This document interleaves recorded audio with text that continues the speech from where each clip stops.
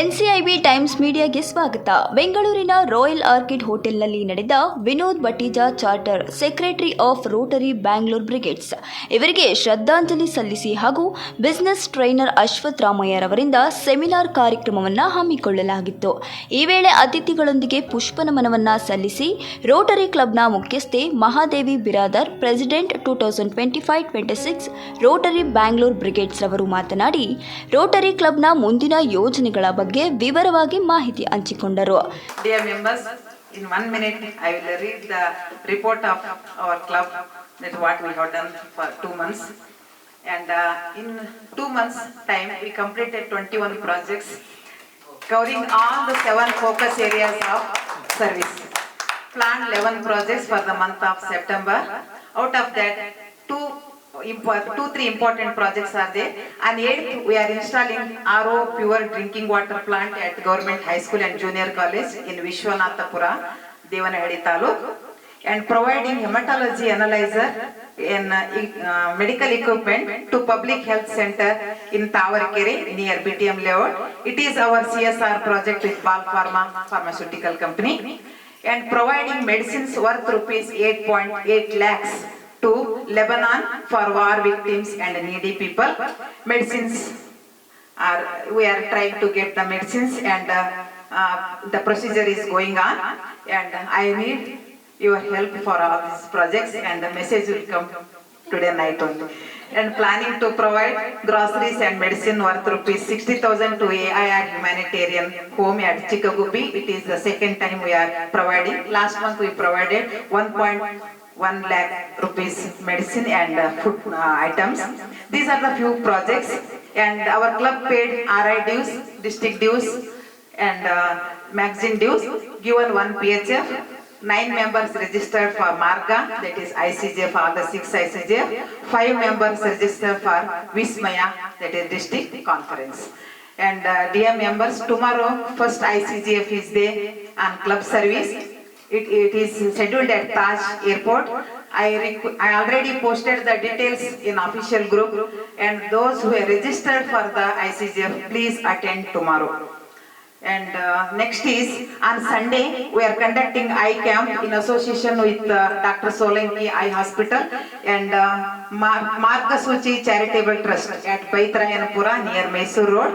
The details I will send tonight, and please attend that project also. So these are the few projects, upcoming projects, and I need your support and your encouragement and your contribution for these projects. ಜೊತೆಗೆ ಸೆಮಿನಾರ್ನಲ್ಲಿ ಮಾತನಾಡಿದ ಅಶ್ವಥ್ ರಾಮಯ್ಯನವರು, ನಾವು ದಿನನಿತ್ಯದ ಕೆಲಸದಲ್ಲಿ ನಮ್ಮನ್ನು ನಾವು ಹೇಗೆ ತೊಡಗಿಸಿಕೊಳ್ಳಬೇಕು ಎಂಬುದರ ಬಗ್ಗೆ ಹಾಗೂ ಒಂದು ಕೆಲಸದಲ್ಲಿ ಪರಿಪೂರ್ಣತೆ ಕಾಣುವುದು ಹೇಗೆ ಎಂಬುದರ ಬಗ್ಗೆ ಕುರಿತು ವಿವರಿಸಿದರು. ಇನ್ನು ಈ ಕಾರ್ಯಕ್ರಮದಲ್ಲಿ ರೋಟರಿ ಕ್ಲಬ್ನ ಮುಖ್ಯಸ್ಥರು ಹಾಗೂ ಸದಸ್ಯರು ಭಾಗಿಯಾಗಿದ್ದರು. ಸರ್ ನಮಸ್ತೆ. ನಮಸ್ತೆ ಸರ್, ನಿಮ್ಮ ಹೆಸರು? ಅಶ್ವಥ್ ರಾಮಯ್ಯ. ಸರ್, ಇಷ್ಟೊತ್ತು ಎಕ್ಸ್ಪ್ಲೈನ್ ಮಾಡಿದ್ರಿ, ಅಂದರೆ ಯಾವ ರೀತಿ ಒಂದು ವರ್ಕಲ್ಲಿ ಒಗ್ಗಟ್ಟಾಗಿರಬೇಕು ಅಂತ. ಅದಕ್ಕೆ ನಾವೇನು ಅಳವಡಿಸ್ಕೋಬೇಕು ಸರ್ ಲೈಫಲ್ಲಿ? ಅಂದರೆ ನಾನು ಹೇಳಿದಾಗೆ ಒಳ್ಳೆಯ ಮೌಲ್ಯಗಳು, ಲೈಕ್ ಪ್ರಾಮಾಣಿಕತೆ, ಬೇರೆಯವರಿಗೆ ಗೌರವ ಕೊಡೋದು, ವಿನಯ, ಒಂದು ಶಿಸ್ತು, ಇವುಗಳನ್ನು ನಾವು ಪಾಲಿಸ್ಕೊಂಡ್ರೆ ನಾವು ಟೀಮ್ ವರ್ಕಿಂದ, ತಂಡ ಸ್ಫೂರ್ತಿಯಿಂದ ಕೆಲಸ ಮಾಡ್ಬೋದು. ಅಂದರೆ ಮಕ್ಕಳನ್ನ ಇವಾಗ ಪೇರೆಂಟ್ಸು ಬೆಳೆಸ್ತಾರೆ ಸರ್, ಅವ್ರಿಗೆ ಬೆಳೆಸೋಕ್ಕೆ ನೀವು ಯಾವ ರೀತಿಯಾದ ಒಂದು ಸಜೆಷನ್ಸ್ ಕೊಡ್ತೀರಾ ಸರ್? ಮಕ್ಕಳನ್ನು ನನಗೆ ತಿಳಿದಾಗೆ 5 ರೀತಿ ಬೆಳೆಸಬೇಕು ಅಂತ ಹೇಳ್ತೀನಿ. ದೇಹ, ಮನಸ್ಸು, ಬುದ್ಧಿ, ಭಾವನೆ, ಸಮಾಜ. ಸೊ ದೇಹ ಚೆನ್ನಾಗಿರಬೇಕು ಅಂದರೆ ಉತ್ತಮ ಆರೋಗ್ಯ, ಸ್ವಲ್ಪ ಎಕ್ಸಸೈಸ್, ವ್ಯಾಯಾಮ ಮಾಡಬೇಕು. ಮನಸ್ಸು ಶಾಂತವಾಗಿರಬೇಕು ಅಂದರೆ ಸ್ವಲ್ಪ ಮೆಡಿಟೇಷನ್, ಪ್ರಾಣಾಯಾಮ ಇಂಥದ್ದು ಹೇಳ್ಕೊಡ್ಬೇಕು. ಬುದ್ಧಿ ಪ್ರಖರವಾಗಿರಬೇಕು ಅಂದರೆ ಈ ಒಗಟುಗಳನ್ನು ಬಿಡಿಸೋದು, ಬುದ್ಧಿಯನ್ನು ಪ್ರಚೋದನೆಗೊಳಿಸತಕ್ಕಂಥ ಕೆಲವು ಆಟಗಳನ್ನು ಆಡಿಸೋದು ಇಂಥದ್ದು.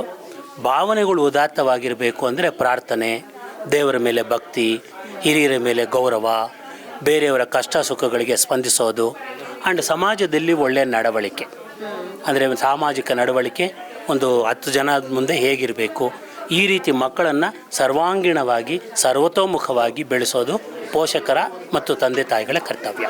ಸರ್ ಮತ್ತು ಕಮ್ಯುನಿಕೇಷನ್ ಸ್ಕಿಲ್ ಬಗ್ಗೆ ಹೇಳಿದ್ರೆ ಅಂದರೆ ಇವಾಗ ನಾವು ಹ್ಯಾಂಡ್ ಇದು ಮಾಡೋದಕ್ಕೂ ಆ್ಯಂಡು ನಾವು ಮಾತಾಡೋದಕ್ಕೂ ಮತ್ತು ನಾವು ರಿಯಾಕ್ಟ್ ಮಾಡೋದಕ್ಕೂ ಸಂಬಂಧ ಇರೋ ಥರ ಇರಬೇಕು, ಮತ್ತು ಅದು ಜಾಸ್ತಿನೂ ಆಗಬಾರ್ದು ಕಡಿಮೆನೂ ಆಗಬಾರ್ದು ಅಂತ. ಆ ಥರ ಕಮ್ಯುನಿಕೇಷನ್ ಸ್ಕಿಲ್ಲು ಇವಾಗ ದೊಡ್ಡವರಲ್ಲಾಗಲಿ ಚಿಕ್ಕವರಲ್ಲಾಗಲಿ ಸರ್, ಅಂದರೆ ಯಾವ ರೀತಿ ಅವ್ರು ಬಿಲ್ಡ್ ಮಾಡ್ಕೋಬೇಕು ಅಂತ. ಅಂದರೆ ಒಬ್ಬರು ಈಗ ಒಬ್ಬರು ಮಾತಾಡ್ತಾ ಇರುವಾಗ 10 ಜನರಿಂದ ಒಂದು ಫೀಡ್ಬ್ಯಾಕ್ ತೊಗೊಳ್ಬೇಕು. ನನ್ನ ಮಾತು ಹೇಗಿದೆ, ವಾಯ್ಸ್ ಇರ್ಬೋದು ಅಥವಾ ಬಾಡಿ ಲ್ಯಾಂಗ್ವೇಜ್ ಇರ್ಬೋದು, ಆ ಸ್ಟ್ರಕ್ಚರ್ ಆಫ್ ದಿ ಸೆಂಟೆನ್ಸ್ಗಳಿರ್ಬೋದು, ಅವರಿಂದ ಫೀಡ್ಬ್ಯಾಕ್ ತೊಗೊಂಡು ಯಾವ ವಿಷಯಗಳಲ್ಲಿ ನಾವು ಚೆನ್ನಾಗಿದ್ದೀವಿ ಕಮ್ಯುನಿಕೇಷನಲ್ಲಿ, ಯಾವುದ್ರಲ್ಲಿ ನಾವು ಇಂಪ್ರೂವ್ ಆಗಬೇಕು ಅಂತ ಹೇಳ್ಕೊಂಡು ಆ ಪಾಯಿಂಟ್ಸ್ನ ಎಲ್ಲಿ ನಾವು ಸ್ವಲ್ಪ ವೀಕ್ ಆಗಿದ್ದೀವೋ ಅದನ್ನು ಇಂಪ್ರೂವ್ ಮಾಡಿಕೊಂಡ್ರೆ ಬೆಟರ್. ಕೆಲವರಿಗೆ ಬಟ್ ಎಲ್ಲರೂ ಇವಾಗ ನಮ್ಮ ಇವಾಗ ನಾವೇ ಹೋಗಿ ಕೇಳ್ತೀವಿ, ಹಿಂಗಿದೆಯಾ, ಹೆಂಗಿದೆ, ಕರೆಕ್ಟಾಗಿ ಮಾತಾಡ್ತಿದ್ದೀವ ಏನು ಅಂತ. ಕೆಲವರು ಎಷ್ಟೊಂದು ಜನ ಪಾಸಿಟಿವ್ಗಿಂತ ಇವಾಗ ನೋಡ್ದಂಗೆ ಸರ್ ಜನ್ರೇಷನಲ್ಲಿ ಒಂದು ಜಲಸಿ ಫಿಲ್ನೆಸ್ಗೆ ನೆಗೆಟಿವ್ಸೇ ಹೇಳ್ತಿರ್ತಾರೆ. ಸೊ ನಾವು ಯಾವುದನ್ನ ಅಂತ ತೊಗೊಳೋದು ಸರ್? ಅದಕ್ಕೆ ನಾವು ಕೊಡೋವಂಥ ವ್ಯಕ್ತಿಗಳು ನಮ್ಗೆ ಸ್ವಲ್ಪ ತಿಳಿದಿರೋರಾಗಿರಬೇಕು. ನಾವು ಅವರಿಂದ ಫೀಡ್ಬ್ಯಾಕ್ ತೊಗೊಳ್ಳೋ ಉದ್ದೇಶ ಏನು ಅಂತ ಹೇಳಬೇಕು. ಪ್ರಾಮಾಣಿಕವಾಗಿ ಹೇಳಿ, ಏನು ಚೆನ್ನಾಗಿದೆಯೋ ಅದನ್ನು ಹೇಳಿ, ಏನು ಸರಿ ಇಲ್ಲವೋ ಅದನ್ನು ಹೇಳಿ ತಿದ್ದುಕೊಳ್ತೀನಿ ಅಂತ ಅವ್ರು ಕ್ಲಾರಿಫೈ ಮಾಡಿ, ಸುಮ್ಮನೆ ರಫ್ ಆಗಿ ತೊಗೊಳ್ಳೋ ಬದಲು ಒಂದು ಫಾರ್ಮ್ಯಾಟ್ ಥರ ಕೊಟ್ಟು ಈ ಥರ ಒಂದು 10 ಪಾಯಿಂಟ್ ಮೇಲೆ ಹೇಳಿ, ನಂದು ಸೆಂಟೆನ್ಸ್ಗಳು ಹೇಗಿತ್ತು, ಬಾಡಿ ಲ್ಯಾಂಗ್ವೇಜ್ ಹೇಗಿತ್ತು, ಆಗ ಅವ್ರು ಕೊಡೋ ಫೀಡ್ಬ್ಯಾಕು ಸ್ವಲ್ಪ ಸ್ವಲ್ಪ ಸೈಂಟಿಫಿಕ್ ಆಗಿರುತ್ತೆ, ವೈಜ್ಞಾನಿಕವಾಗಿರುತ್ತೆ, ಅನ್ಬಯಾಸ್ಡ್ ಆಗಿರುತ್ತೆ, ಪ್ರಾಮಾಣಿಕವಾಗಿರುತ್ತೆ. ಓಕೆ ಸರ್, ಅಂದರೆ ಎಷ್ಟೋ ಕಡೆ ನೀವು ಕೂಡ ಇದೇ ರೀತಿ ಎಲ್ಲ ಕಡೆನೂ ಪ್ರೋಗ್ರಾಮ್ಗಳು ಮಾಡ್ಕೋತಾ ಬಂದಿದ್ದೀರಾ. ಸೊ ಈ ಥರ ಪ್ರೋಗ್ರಾಮ್ಗಳು ಮಾಡ್ಕೋತಾ ಇಷ್ಟೊಂದು ಆ್ಯಕ್ಟಿವ್ನೆಸ್ ಆಗಿರೋಕೆ ಆ್ಯಂಡ್ ಯಾರು ನಿಮಗೆ ಇನ್ಸ್ಪಿರೇಷನ್ ಸರ್? ಅಂದರೆ ಒಬ್ಬ ಪರ್ಟಿಕ್ಯುಲರ್ ಪರ್ಸನ್ ಅಂತ ಇನ್ಸ್ಪಿರೇಷನ್ ಇಲ್ಲ, ಅನೇಕ ವ್ಯಕ್ತಿಗಳಿಂದ ಒಂದೊಂದು ಪಾಯಿಂಟ್ ಕಲ್ತಿದ್ದೀನಿ ನಾನು. ಜನರಲಿ ಒಬ್ಬ ವ್ಯಕ್ತಿನ ರೋಲ್ ಮಾಡಲ್ ತೊಗೊಳ್ಬೇಕು ಅಂತ ಹೇಳೋದಿಲ್ಲ.